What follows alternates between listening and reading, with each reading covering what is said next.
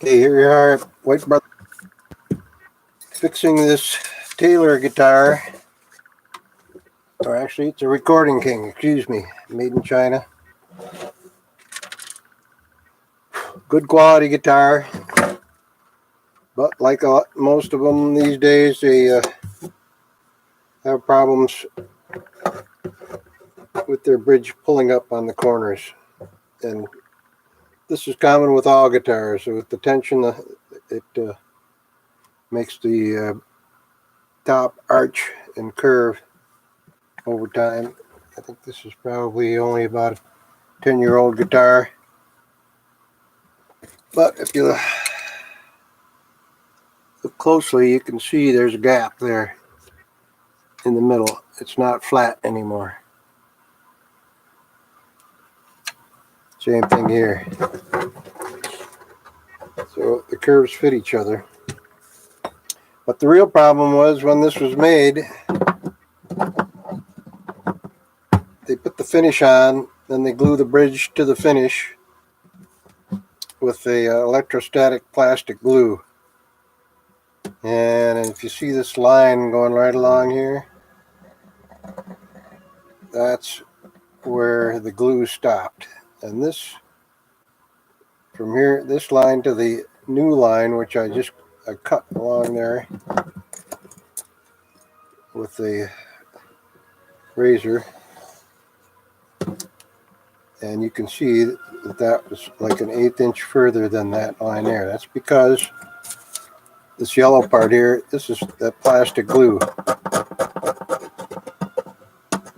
And for speed of production, they make these in huge machines, 1,000 a day. They just put enough glue in so it will adhere, but it won't squish out the sides because they don't want to clean up any glue. So consequently, the glue did not go past this line. And the last 1/8 inch was not glued to anything. It was just open finish. So when you try and glue it on a corner, it doesn't work.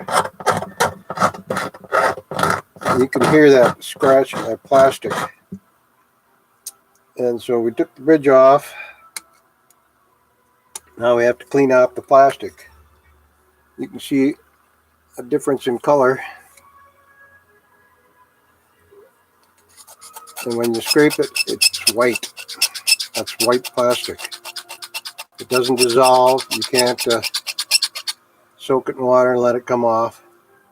If you scratch it where it's wood, then it's brown. So we got to get rid of that plastic before we can glue it again, because otherwise you're gluing plastic to wood. It doesn't work too good. They also use sound activated plastic glues. So what we've been doing is scraping and scraping so we can get all that plastic glue off.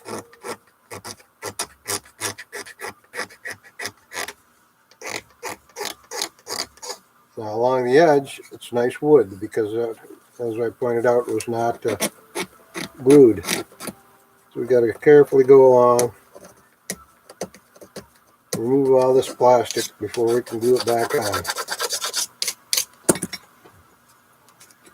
And we'll use a couple of pins to double check the positioning.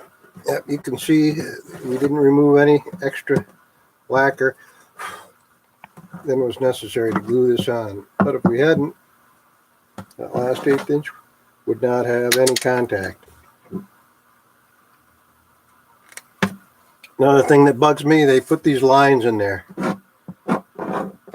and in the bridge. These scratches, they think that's going to make it hold better. It actually does nothing except scratches the wood. You can see it didn't do anything there and didn't do anything here. The best surface for gluing is flat, positive contact. You can see all this white stuff we've already shaved off of this. So that's one of the reasons it's expensive to get your bridge reset, because it's a lot of work, and manufacturers a lot of times won't cover that, but they'll say that it's fault of storage or something. So that's our lesson for today. It's going to take another probably a half hour to get all this old glue cleaned off. Then we'll clamp it back together. That looks like it's starting to fit pretty nicely.